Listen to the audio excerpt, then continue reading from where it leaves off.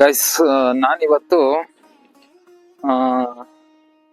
ಉದ್ದಾನ ವೀರಭದ್ರೇಶ್ವರ ಸ್ವಾಮಿ ದೇವಸ್ಥಾನ. ಓಕೆ, ಇದು ಬಂದು ತುಮಕೂರು ರೋಡು. ಜಸ್ಟ್ ಇವಾಗ ಬಂದ್ವಲ್ಲ, ತುಮಕೂರು ರೋಡು.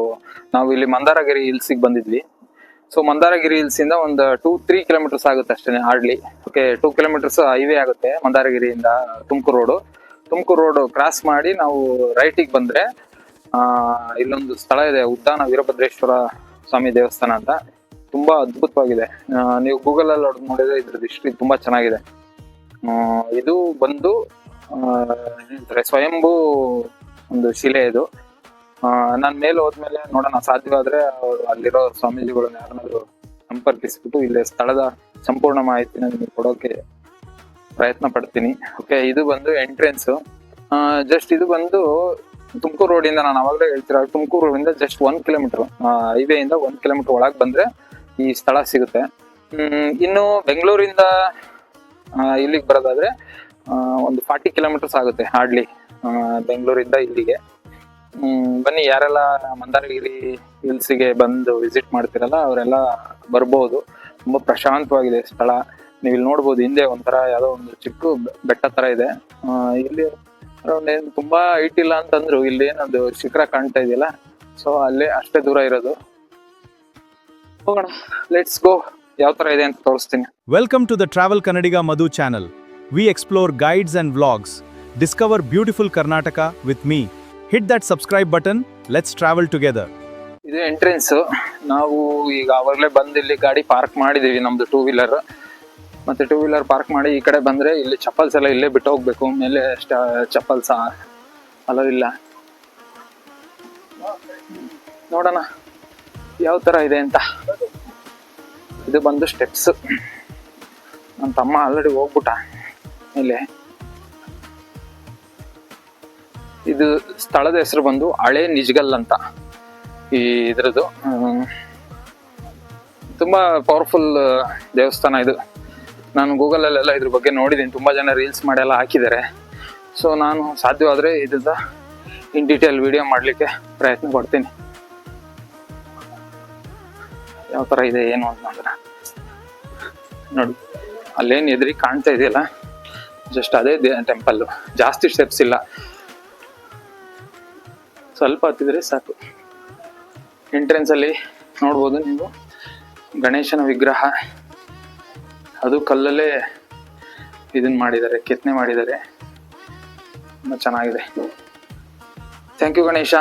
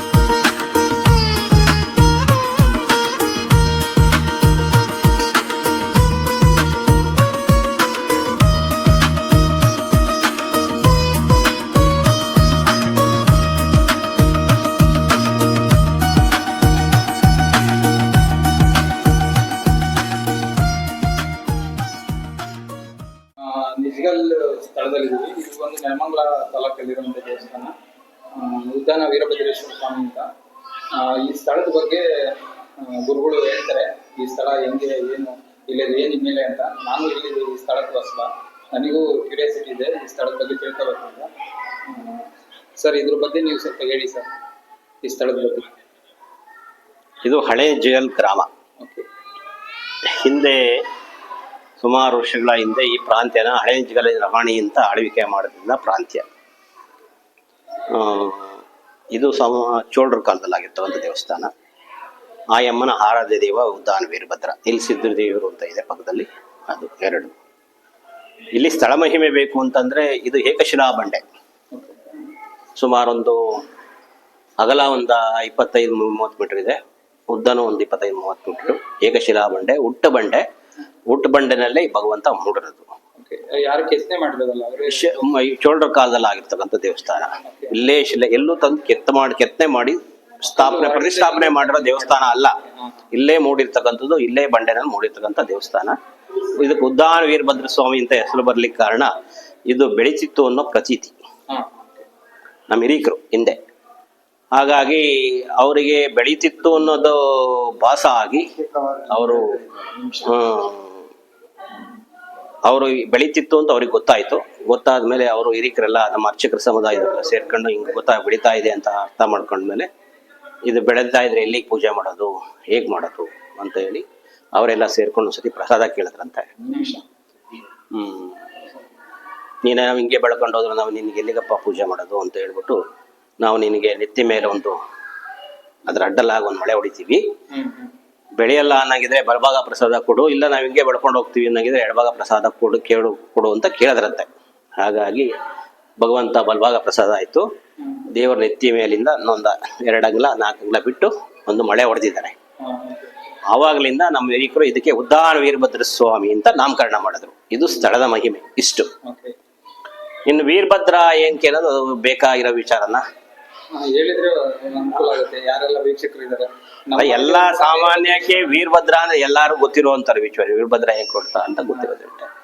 ಇನ್ನೇನ್ ವೀರಭದ್ರ ಏನ್ ಕೊಟ್ಟದಪ್ಪ, ಏನ್ ಮಾಡ್ದ ಅಂದ್ರೆ, ಒಂದ್ಸಾರಿ ದಕ್ಷ ಬ್ರಹ್ಮ ಯಾಗ ಮಾಡ್ತಾನೆ. ಯಾಗದಲ್ಲಿ ಎಲ್ಲಾ ದೇವತೆಗಳಿಗೂ ಆಹ್ವಾನ ಹೋಗುತ್ತೆ. ಎಲ್ಲಾ ದೇವತೆಗಳು, ಅಷ್ಟದಿಕ್ಪಾಲಕರಿಗೆ ಎಲ್ಲರಿಗೂ ಆಹ್ವಾನ ಹೋಗುತ್ತೆ. ಶಿವನಿಗೆ ಮಾತ್ರ ಆಹ್ವಾನ ಕಳಿಸಲ್ಲ. ಶಿವ ದಕ್ಷನ ಮಾವ ಸತೀದೇವಿ ಅಲ್ಲ, ಅದಕ್ಕಿನ್ನು ಇನ್ನು ಹಿಂದೆ ದ್ರಾಕ್ಷಾಯಿಣಿ, ದಕ್ಷನ ಮಗಳು ದ್ರಾಕ್ಷಾಯಿಣಿ. ಅವಾಗ ಒಂದ್ಸಾರಿ ಯಾಗ ಮಾಡ್ತಾನೆ. ಯಾಗ ಮಾಡಿದಾಗ ಶಿವನಿಗೆ ಆಹ್ವಾನ ಕಳಿಸಲ್ಲ. ಆಮೇಲೆ ಅದು ಶಿವನಿಗೆ ಗೊತ್ತಿರುತ್ತೆ ಇವನು ಬೇಕು ಅಂತ ದಕ್ಷ ಮಾಡಿದಾನೆ ಅಂತ. ದ್ರಾಕ್ಷಾಯಿಣಿಗೆ ಹೆಂಡತಿ ಗೊತ್ತಾಗುತ್ತೆ.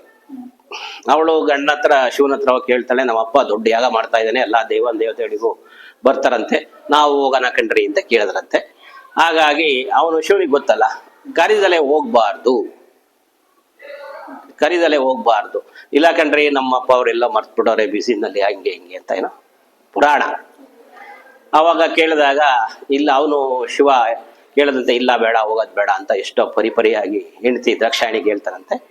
ದ್ರಾಕ್ಷಾಯಣಿ ಕೇಳಲ್ಲ, ಇಲ್ಲಾರಿ ಮರ್ತ್ಬಿಟ್ಟವ್ರೆ ಏನೋ ಆಗದಂತ ಹೇಳ್ಬಿಟ್ಟು ಆಯ್ತು ನಿನ್ನಿಷ್ಟ ಅಂತ ಶಿವ ಸುಮ್ಮನ ಊಟ. ದ್ರಾಕ್ಷಾಯಣಿ ಅಪ್ಪನ ಯಾಗಕ್ಕೆ ಬಂದಾಗ ಯಾಗದ ಮಂಟಪದಲ್ಲಿ ಯಾಗ ನಡೀತಾ ಇತ್ತು. ಎಲ್ಲಾ ದೇವರುಗಳ ಪಠನೆ ನಡೀತಾ ಇತ್ತು. ಶಿವನ ನಿಂದನೆ ಆಗ್ತಿತ್ತು. ಅವಾಗ ಅಲ್ಲಿ ಯಾಗ ಮಂಟಪದಲ್ಲಿ ಶಿವನ ನಿಂದನೆ ಮಾಡ್ತಾ ಇದ್ರು ಎಲ್ಲ. ಯಾರು? ದಕ್ಷ. ಅವನು ನಿರಾಂಬರ, ಚರ್ಮಾಂಬರ, ಭೂತ ಪೇತ ಕಟ್ಕೊಂಡು ಓಡಾಡ್ತಾನೆ, ಸ್ಮಶಾನವಾಸಿ ಅಂತ ಅವನ್ನ ಬೈಕೊಂಡು ಯಾಗದಲ್ಲಿ ಇತ್ತು. ದ್ರಾಕ್ಷಾಯಣಿ ಯಾಗದ ಮಂಟಪ ಪ್ರವೇಶ ಇವನ್ ಬೈಗಳ ಸುಗ್ರ ಶುರುವಾಗದು. ಕೇಳಿ ದ್ರಾಕ್ಷಾಯಣಿಗೆ ಬೇಜಾರಾಗೋಯ್ತು, ಸಿಟ್ಟು ಬಂದ್ಬಿಡ್ತು. ಆವಾಗ ಏನ್ ಮಾಡಿದ್ಲು, ದ್ರಾಕ್ಷಾಯಣಿ ಅದೇ ಯಾಗದ ಕುಂಡಕ್ಕೆ ಬಿದ್ದು ಸತ್ತೋದ್ಲು, ಪ್ರಾಣತ್ಯಾಗ ಮಾಡಿದ್ಲು. ಅದು ಶಿವನಿಗೆ ಮುಟ್ಟಿತು. ಈ ವಿಷಯ ಹೋಗಿ ಶಿವನಿಗೆ ಮುಟ್ಟಿತು.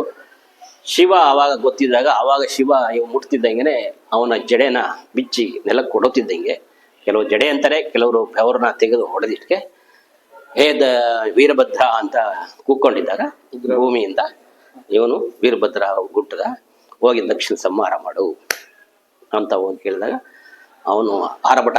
ವೀರಭದ್ರದ ಭಯಂಕರ ಸೃಷ್ಟಿ ಮಾಡ್ಬಿಟ್ಟ ಶಿವ, ಅಷ್ಟು ಭಯಂಕರ. ಆವಾಗ ಅವನು ಯಾಗದ ಮಂಟಕ್ಕೆ ಬಂದು ದಕ್ಷಿಣ ಹೊಡೆದ್ಬಿಡ್ತಾನೆ. ಅದೇ ಯಾಗಕೊಂಡಕ್ಕೆ ದಕ್ಷಿಣ ಮುಂಡನು ಬಿದ್ದು ಹೊರಟೋಗ್ತದೆ. ತದನಂತರ ಏನು, ಬ್ರಹ್ಮ ವಿಷ್ಣು ಮಹೇಶ್ವರರು ಅಷ್ಟದಿಕ್ಪಾಲಕರು ಎಲ್ಲ ಕೂತಿರ್ತಾರೆ. 101 ಜನ ಹೆಣ್ಮಕ್ಳಂತೆ. ಯಾರಿಗೆ? ದಕ್ಷಿಣಿಗೆ. ಸೂರ್ಯ ಚಂದ್ರ ಎಲ್ಲಾರು ಕೊಟ್ಟು ಮದುವೆ ಮಾಡಿದ್ದಂತೆ. ಹಂಗೆ ದಾಕ್ಷಾಯಿಣಿಗೂ ಒಬ್ಬ ಮಗಳು. ಆಮೇಲೆ ತಿರ್ಗಾ ಇನ್ನೇನು ಬ್ರಹ್ಮ ವಿಷ್ಣು ಮಹೇಶ್ವರೆಲ್ಲ ಶಿವನ ಹತ್ರಕ್ಕೆ ಹೋಗಿ ಬೇಡ್ಕೊಂಡು ಏನೋ ಹಿಂಗಾಯ್ತು ಹಂಗೆ ಆಯ್ತು ಅಂತೇಳಿ ಪಶ್ಚಾತ್ತಾಪಕ್ಕೆ ಇದು ಪ್ರಾಯಶ್ಚಿತ್ತ ಇರುತ್ತಲ್ಲ, ಹಾಗಾಗಿ ಹೋಗಿ ಬೇಡ್ಕೊಂಡಾಗ ಎಲ್ಲ ಹೋದಾಗ ತಿರ್ಗಾ ಶಿವ ದಕ್ಷನಿಗೆ ಅವರೆಲ್ಲ ಪ್ರಾಣ ಭಿಕ್ಷೆ ಕೊಡು ಅಂತ ಕೇಳ್ಕೊಂಡಾಗ ಆಯಿತು, ಉತ್ತರ ದಿಕ್ಕಲ್ಲಿ ಯಾವುದೊಂದು ಪ್ರಾಣಿ ಬಿದ್ದಿರುತ್ತೋ ಆ ಪ್ರಾಣಿ ತಲೆ ಕತ್ತರಿಸ್ಕೊಂಬಂದು ಇಡಿ ಅಂತ ಹೇಳ್ಬಿಟ್ಟು ದೂತರಿಗೆ ಹೇಳದ್ನಂತೆ. ಅವ್ರು ಹುಡಿಕೊಂಡು ಹೋದ್ರು. ಆ ಉತ್ತರ ದಿಕ್ಕಲ್ಲಿ ಒಂದು ಕುರಿ ತಲೆ ಬಿದ್ದಿತ್ತು, ಕತ್ತರಿಸ್ಕೊಂಬಂದು ದಕ್ಷಿಣಿಗೆ ಇಕ್ಕದು, ಅದೇ ಕುರಿ ತಲೆ ದಕ್ಷಿಣ. ಇದು ವೀರಭದ್ರ ಸ್ಟೋರಿ. ಇದು ಇನ್ನೂ ಕತೆ ಬೆಳಗ್ಗೆ ಸಾಯಂಕಾಲದಾಗ ಎಳ್ಕೊಂಡು ಹೋಗ್ತಾ ಇರ್ತದೆ ಅಲ್ವಾ, ಇದು ಎಳ್ಕೊಂಡು ಹೋಗ್ತಾ ಇರ್ತದೆ. ದಕ್ಷ ಯಾಗ ನಾಟಕ ಮಾಡ್ತಾರಲ್ಲ. ಇಲ್ಲಿ ಉತ್ಸವ ಏನಾದ್ರು ಮಾಡುವಾಗ ಅಂದ್ರೆ ಯಾವಾಗ ಯಾವಾಗ ಉತ್ಸವಗಳು ನಡೀತದೆ ಸರ್? ಜಾತ್ರೆ, ಈ ಉತ್ಸವ, ಈ ಸ್ಥಳದಲ್ಲಿ ಭಕ್ತರುಗಳು ಸಾಕಷ್ಟು ಜನ ಅವರ ಬಯಕೆಗಳು ಈಡೇರುತ್ತೆ, ಹರಕೆ ಮಾಡ್ಕೊಂತಾರೆ, ಅವ್ರ ಬಯಕೆಗಳು ಈಡೇರ್ತಾರೆ. ಇಲ್ಲಿ ಬಂದು ನೋಡಿ, ಇವತ್ತು ಇವರು ಒಬ್ರು ಒನ್ ಆಫ್ ದಿ ಡಿವೋಟೀಸ್, ಅರ್ಥ ಆಯ್ತಾ? ಹಾಗಾಗಿ ಅವರ ಭಕ್ತರುಗಳು ನೆರವೇರಿದಾಗ ಹಂಗೆ ರುದ್ರಾಭಿಷೇಕ, ಮಹಾರುದ್ರಾಭಿಷೇಕ ಮಾಡಿಸೋದು, 16 ಜನಕ್ಕೆ ಅನ್ನ ಹಾಕೋದು, ಇಲ್ಲ ಇನ್ನೊಂದ್ ತರ ನಿನ್ನೆ ಕರ್ಕೊಂಡು ಹೋಗ್ತೀನಪ್ಪ ಮನೆಗೆ, ನಿನ್ನಲ್ಲಿ ಸೇವೆ ಮಾಡಿ ಕಳಿಸ್ತೀವಿ ಅನ್ನೋರು ಅವರು ಅರ್ಕೆ ಮಾಡ್ಕೊಂತಾರೆ. ಉತ್ಸವ ಮೂರ್ತಿ ಮೊನ್ನೆ ಕೂಡ ಹೋಗಿ ಬಂತು. ಭಕ್ತರುಗಳು ಉತ್ಸವ ಮೂರ್ತಿ ಕರ್ಕೊಂಡು ಹೋಗ್ತಾರೆ, ಇಲ್ಲೂ ಬರ್ತಾರೆ. ಭಕ್ತರುಗಳ ಅರ್ಕೆಗಳು ಸಾಕಷ್ಟು ಈಡೇರಿದ್ದು ನಮ್ಮ ಗಮನಕ್ಕೂ ಬಂದಿದೆ. ಅವ್ರು ಹೇಳಿರ್ತಾನೆ, ಸ್ವಾಮಿ ಇಲ್ಲಿ ಬಂದೋ ಹಿಂಗಾಯ್ತು, ನಮ್ಗೆ ಒಳ್ಳೇದಾಯ್ತು ಸ್ವಾಮಿ ಅಂತ. ಜಾತ್ರೆ ಫಾಲ್ಗುಣ ಮಾಸದ 3ನೇ ವಾರ. ನಿಮಗೆ ಗೊತ್ತಾಗುತ್ತೋ ಬಿಡುತ್ತೋ ಗೊತ್ತಿಲ್ಲ ನನಗೆ. ಯಾವ ಮಂತ್ ಅಲ್ಲಿ ಆಸ್ಪಾಸಲ್ಲಿ ಬರ್ಬೋದು ಅಂದ್ರೆ end of the March, first week of April ಬರ್ಬೋದು. ಈ ಲಾಸ್ಟ್ ಟೈಮು ಮಾರ್ಚ್ 9, 10, 11 ಜಾತ್ರೆ ಆಗಿತ್ತು. ಈ ವರ್ಷದಲ್ಲಿ ಅಧಿಕ ಮಾಸ, ಜ್ಯೇಷ್ಠ ಅಧಿಕ ಮಾಸ ಬಂದಿದೆ. ಒಂದು 20 ದಿವಸ ಮುಂದೆ ಹೋಗ್ಬೋದು. ಎಲ್ಲ ಹಬ್ಬಗಳೆಲ್ಲ ಮುಂದೆ ಹೋಗಿದಾವೆ, ಹಂಗೆ ನಮ್ಮ ಜಾತ್ರೆನೂ ಮುಂದೆ ಹೋಗುತ್ತೆ. ಇಲ್ಲಿ ಎಷ್ಟು ಗಂಟೆಯಿಂದ ಎಷ್ಟು ಗಂಟೆವರೆಗೂ ಸರ್? 9 ರಿಂದ 5. ಇದು ದಯವಿಟ್ಟು ನೀವ್ ಯಾರು ಮಾಧ್ಯಮದವರು ನೀಟಾಗಿ ಕರೆಕ್ಟಾಗಿ ಮಾಡಿ. ಎಲ್ಲ ನೀವು ಬಿಡ್ತೀರಾ, ಅವರು 9, 6 ಗಂಟೆ 6 ಅಲ್ಲ ಮಾಡಿ. ಸಿಟಿ ಏನಾಗುತ್ತೆ ಅಂದ್ರೆ, ಇದು ಸಿಟಿನಲ್ಲಿರೋ ದೇವಸ್ಥಾನ ಅಲ್ಲ, ಕಾಡಲ್ಲಿರೋ ದೇವಸ್ಥಾನ. ನಮಗೆ ಇವ್ರು ಇರೋದು 5 ಗಂಟೆ 5:15 ಕ್ಲೋಸ್ ಮಾಡ್ಕೊಂಡು ಹೋಗಿ ಅಂತ ನಮ್ಗಿರೋದು. ಇಲಾಖೆನವರು ಧಾರ್ಮಿಕ ದತ್ತಿ ಇಲಾಖೆಗೆ ಸೇರಿರೋ ದೇವಸ್ಥಾನ ಮಾಡ್ಕೊಂಡು ಹೋಗಿ ಅಂತ ನಮ್ಗಿರೋದು. ನೆನ್ನೆ 2 ಸಾರಿ ಬೀಗ ಹಾಕಿ ಬೀಗ್ತಿದ್ದೀನಿ. ಭಕ್ತರು ಹಿಂದಕ್ಕೂ ಕಳ್ಸಕ್ಕಾಗಲ್ಲ. ನಾವು ದೂರದಿಂದ, ಬೆಂಗಳೂರಿಂದ ಬಂದಿ ಸ್ವಾಮಿ, ದಾವಣಗೆರೆಯಿಂದ ಬಂದಿ ಸ್ವಾಮಿ, ಹುಬ್ಳಿಯಿಂದ ಬಂದಿ ಸ್ವಾಮಿ ಅಂತಾರೆ. ಹಾಗಾಗಿ ನೇನು ದರ್ಶನ ಮಾಡಿಸ್ಲೇಬೇಕಲ್ವಾ, ಹಂಗಾಗುತ್ತೆ. ನೀವು ಮಾತ್ರ 5 ಗಂಟೆಗೆ ಹಾಕೊಳ್ಳಿ ಅಷ್ಟೇ. 9 ರಿಂದ 5 ಹಾಕೊಡಿ. ಅಷ್ಟರೊಳಗೆ ನಾವು 8 ಗಂಟೆ 8:15 ತೆಗಿತೀವಿ. ಅದು ನಾವು ಬತ್ತಿದಂಗೆ ಭಕ್ತರಿಗೆ ಪೂಜೆ ಮಾಡ್ಕೊಡಕ್ಕಾಗಲ್ಲ ಹೇಳಿ. ಬರ್ಬೇಕು, ನಾವು ಎಲ್ಲ ತೆಗಿಬೇಕು. ಈಗ ನೋಡಿ ಎಷ್ಟು ಅಲಂಕಾರ ಇದೆ, ಇದನ್ನ ಎಳೆಕೆಲ್ಲ ರಿಮೂವ್ ಮಾಡ್ಬಿಡ್ತೀವಿ. ನೀಟಾಗಿ ರಿಮೂವ್ ಮಾಡಿ ಮತ್ತೆ ತೊಳೆದು ಮತ್ತೆ ಹೊಸ ಫ್ರೆಶ್ ಆಗಿ ಪೂಜೆ ಮಾಡ್ತೀವಿ. ಪ್ರತಿ ದಿವಸ ಪೂಜೆ ಇರುತ್ತೆ, ಪ್ರತಿ ದಿವಸ ದಾಸೋಹ ಇರುತ್ತೆ. ಧನ್ಯವಾದಗಳು. ನಮಸ್ತೆ. ನಮಸ್ತೆ. ಸ್ನೇಹಿತರೆ, ಇವಾಗ ಕೇಳಿಸ್ಕೊಂಡ್ರಲ್ಲ, ಇದಿಷ್ಟು ಈ ಸ್ಥಳದ ಇತಿಹಾಸ. ಮತ್ತೆ ಇವ್ರದ್ದು ಒಂದು ಇನ್ಸ್ಟಾಗ್ರಾಮ್ ಅಲ್ಲಿ ಒಂದು ಪೇಜ್ ಕೂಡ ಇದೆ. ತುಂಬಾ ಜನ ಫೇಕ್ ಪೇಜಸ್ ಕೂಡ ಕ್ರಿಯೇಟ್ ಮಾಡಿದಾರಂತೆ. ಸೊ ನಾನು ನನ್ನ ವಿಡಿಯೋದಲ್ಲಿ ಪೇಜ್ ಇದ್ರದ್ದು ಫೋಟೋ ಹಾಕಿರ್ತೀನಿ. ದಯವಿಟ್ಟು ಯಾರೆಲ್ಲ ನನ್ನ ವಿಡಿಯೋ ನೋಡ್ತಾ ಇದ್ದೀರಾ, ಯಾರೆಲ್ಲ ವೀರಭದ್ರ ಸ್ವಾಮಿ ಭಕ್ತರಿದ್ದೀರಾ, ಅವರೆಲ್ಲ ದಯವಿಟ್ಟು ಅವ್ರಿಗೆ ಫಾಲೋ ಮಾಡೋದ್ರ ಮೂಲಕ ಒಂದು ಸಪೋರ್ಟ್ ಮಾಡಿ. ಈ ಒಂದು ಸ್ಥಳ ಒಂದು ಸರ್ಕಾರಕ್ಕೆ ಸೇರಿದೆ, ಗೌರ್ಮೆಂಟ್ ಇದಕ್ಕೆ. ಸೊ ಅದರಿಂದ ಯಾರು ಇಲ್ಲಿ ಇನ್ಫಾರ್ಮೇಶನ್ ಕೊಡಲ್ಲ. ಸೊ ನಾವು ರಿಕ್ವೆಸ್ಟ್ ಮಾಡಿರೋದ್ರಿಂದ ನಮಗೆಲ್ಲ ಇಲ್ಲಿನ ಮಾಹಿತಿನ ತಿಳಿಸಿದ್ದಾರೆ. ಹಾಗೆ ನಾನು ಏನು ಪೇಜ್ನ ಪೋಸ್ಟ್ ಮಾಡಿದ್ದೀನೋ ಆ ಪೇಜ್ನ ದಯವಿಟ್ಟು ಫಾಲೋ ಮಾಡ್ಕೊಳ್ಳೋದ್ರ ಮೂಲಕ ಅವರಿಗೆ ಈ ದೇವಸ್ಥಾನಕ್ಕೆ ಸಪೋರ್ಟ್ ಮಾಡಿ ಅಂತ ಈ ಮೂಲಕ ಕೇಳ್ಕೊಂತೀನಿ. ಇದಿಷ್ಟು ಈ ಸ್ಥಳದ ಇತಿಹಾಸ ಇರುತ್ತೆ. ಮತ್ತೆ ಇಲ್ಲಿ ಡೈಲಿ ಒಂದು ದಾಸೋಹ ಕೂಡ ಇರುತ್ತೆ. ನೀವು ಇಲ್ಲಿ ನೋಡ್ಬೋದು ಬ್ಯಾಕ್ ಗ್ರೌಂಡ್ ಅಲ್ಲಿ. ಯಾರೆಲ್ಲ ಬರ್ತಾರೆ ಭಕ್ತರಿಗೆ ಇಲ್ಲಿ ದಾಸೋಹ ವ್ಯವಸ್ಥೆ ಕೂಡ ಇರುತ್ತೆ. ಧನ್ಯವಾದ.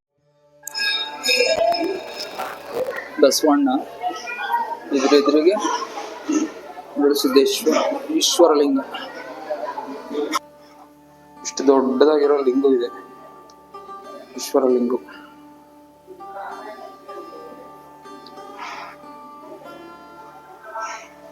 ಇದು ಲೈಟ್ ಅಷ್ಟು ಕ್ಲಾರಿಟಿ ಬರ್ತಾ ಇಲ್ಲ, ಬಟ್ ಇದು ರೇವಣ ಸಿದ್ದೇಶ್ವರ.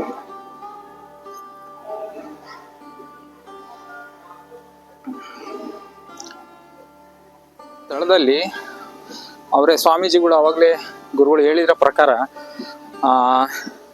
ವೀರಭದ್ರೇಶ್ವರ ಸ್ವಾಮಿ ಒಂದು ತಲೆ ಮೇಲೆ ಒಂದು ಮಳೆ ಹೊಡೆದಿದ್ದಾರೆ ಅಂತಂದ್ರಲ್ಲ, ಅದು ಈ ಕಡೆಯಿಂದ ಹಿಂಗೆ ಸುತ್ತಕೆ ಬಂದ್ರೆ ಈ ಸಂಧಿ ಬರುತ್ತೆ.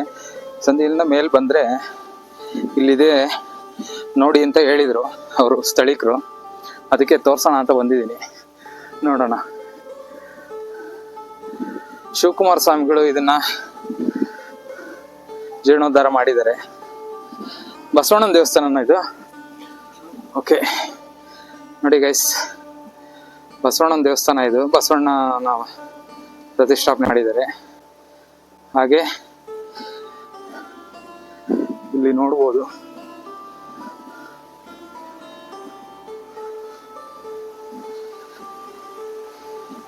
ಇದು ಈ ಕಡೆ ಬಂದು ಅಲ್ವಾ, ಇದನ್ನೇ ನಾವು ಹೇಳಿದ್ದು. ಓಕೆ, ಇದು ಕಲ್ಯಾಣಿ. ಹಾ ನೋಡಿ ಇಲ್ಲಿ ಎಷ್ಟು ಯಾವ ತರ ಇದೆ, ಹಾವು ಕಟ್ಟಾಗಿತರ. ಬಟ್ ಇಲ್ಲಿ ಬರೋರು ತುಂಬಾ ಹುಷಾರಾಗಿರ್ಬೇಕು, ತುಂಬಾ ಗಾಳಿ ಇರುತ್ತೆ. ತೆಗೆದು ಕೆಳಗೆ ಎಸ್ಬಿಡುತ್ತೆ, ಎಷ್ಟು ಹುಷಾರಾಗಿದ್ರು ಕಷ್ಟ ಅಲ್ವಾ. ಬಸ್ ಸಾರಿ. ಹಾ ಓಕೆ, ಅವರು ಏನೋ ಹಾವು ಇಲ್ಲಿ ಹರಿದಾಡ್ತಾ ಇರೋ ಹಾವು ಅದ್ರ ಒಂದು ಪವರ್ಗೆ ಕಟ್ ಆಗಿದೆ ಅಂತ ಹೇಳಿದ್ರು. ಸೊ ಮೇ ಬಿ ಇದೇ ಇರ್ಬೇಕಲ್ಲ ಶರು, ಇದೇನೆ. ಹಾಗೆ ಅವ್ರು ಏನ್ ಹೇಳಿದ್ರಲ್ಲ ಅವಾಗ್ಲೇ ಒಂದು ಮಳೆ ಹೊಡೆದಿದ್ದಾರೆ ಅಂತ. ನೋಡಿ ಗೈಸ್, ಅದೇನೆ ನೋಡಿ, ಇದು ಹಾವಿನ ಎಡೆ ಇಲ್ಲಿ ನೋಡ್ಬೋದು. ಮತ್ತೆ ಇದು ಹಾವು ಅರ್ಧಕ್ಕೆ ಕಟ್ಟಾಗಿದೆ ಅದ್ರ ಪವರ್ಗೆ ಅಂತ ಹೇಳಿದ್ರು. ಸೊ ಅದು ಮೇಲ್ಗಡೆ ಏನ್ ನೋಡ್ತಾ ಇದೀರಲ್ಲ ಅಲ್ಲಿ ದೇವ್ರದ್ದು ವಿಗ್ರಹ ಇರೋದು ಇಲ್ಲೇನೆ. ಅದ್ರ ಮೇಲೆ ಒಂದು ಮಳೆನ ಹೊಡೆದು ಸಿಮೆಂಟ್ ಅಲ್ಲಿ ಮುಚ್ಚಿಬಿಟ್ಟಿದ್ದಾರೆ, ಅದನ್ನ ಕಾಣಬಾರ್ದು ಅಂತ. ಸೊ ಅದಕ್ಕೆ ಅಲ್ಲಿ ಯಾರಿಗೂ ಹೋಗ್ಲಿಕ್ಕೆ ಅವಕಾಶ ಇಲ್ಲ, ಬೇಕಾದ್ರೆ ನೀವು ದೂರದಿಂದ ನೋಡ್ಬೋದು. ಇದು ಇನ್ನೊಂದು ಸೈಡ್ ವ್ಯೂ ಆಫ್ ಟೆಂಪಲ್ ಅಲ್ಲ. ಇದು ಬಸವಣ್ಣಂದು ಇದೆ. ಬಟ್ ಇದು ಎಂತ ಪ್ಲೇಸ್ ಅಲ್ಲಿ ಇದೆ ಅಲ್ಲ ಶರ, ಒಂದು ಪ್ರಕೃತಿ ಮಧ್ಯದಲ್ಲಿ. ಹಿಂದೆ ನೋಡ್ಬೋದು ಕೆರೆ ಇದೆ, ಪ್ರಶಾಂತವಾಗಿರೋ ಕೆರೆ ಇದೆ. ಮತ್ತೆ ನಾನು ಆವಾಗಲೇ ತಿಳಿಸಿದ ಹಾಗೆ ನೀವು ಅಲ್ಲಿ ನೋಡ್ಬೋದು ಬಸ್ಸಿದಿ. ನಾವು ಅವಾಗಲೇ ಏನ್ ಮಂದಾರಗಿರಿ ಹಿಲ್ಸ್ ಹೋಗಿದ್ವಲ್ಲ, ಸೊ ಆ ಮಂದಾರಗಿರಿ ಹಿಲ್ಸ್ ಕೂಡ ಇಲ್ಲಿಗೆ ಕಾಣುತ್ತೆ, ವಿಸಿಬಲ್ ಇದೆ. ಜಸ್ಟ್ ಅಲ್ಲಿಂದ ಒಂದು 3 ಕಿಲೋಮೀಟರ್ಸ್ ಆಗುತ್ತೆ. ದಯವಿಟ್ಟು ಯಾರೆಲ್ಲ ಮಂದಾರಗಿರಿ ಹಿಲ್ಸಿಗೆ ಬರ್ತೀರೋ ಅವರೆಲ್ಲ ಒಂದು ವಿಸಿಟ್ ಮಾಡಿ, ತುಂಬಾ ಪ್ರಶಾಂತವಾಗಿದೆ ಸ್ಥಳ, ಪೀಸ್ಫುಲ್ ಪ್ಲೇಸ್. ಹಾಗೆ ನಮ್ಮ ವೀರಭದ್ರೇಶ್ವರ ಸ್ವಾಮಿದು ಬ್ಲೆಸ್ಸಿಂಗ್ ಎಲ್ರಿಗೂ ಸಿಗ್ಲಿ. ಏನಂತೀರ ಈ ಸ್ಥಳದ ಬಗ್ಗೆ, ನಿಮಗೆ ಏನ್ ಅನ್ನಿಸ್ತು ಕಮೆಂಟ್ ಮೂಲಕ ತಿಳಿಸಿ. ಜೈ ವೀರಭದ್ರ.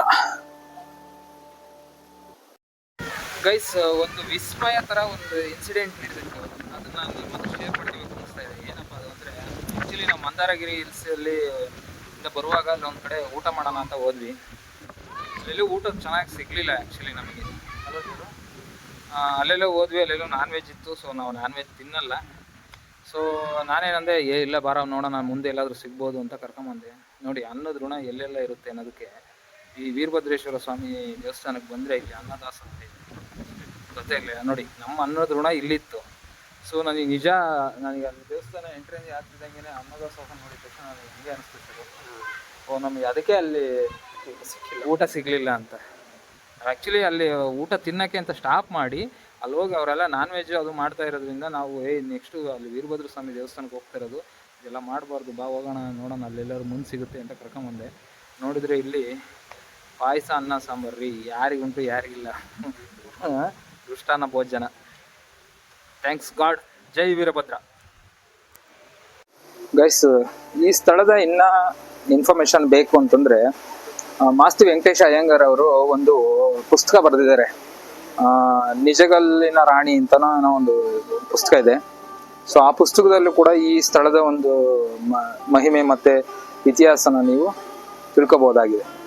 ಓಕೆ, ಇದಿಷ್ಟು ಉದ್ದಾನ ವೀರಭದ್ರೇಶ್ವರ ಸ್ವಾಮಿ ದೇವಾಲಯದ ಒಂದು ಇತಿಹಾಸ ಮತ್ತು ಸ್ಥಳ ಮಹಿಮೆ ಆಗಿರುತ್ತೆ.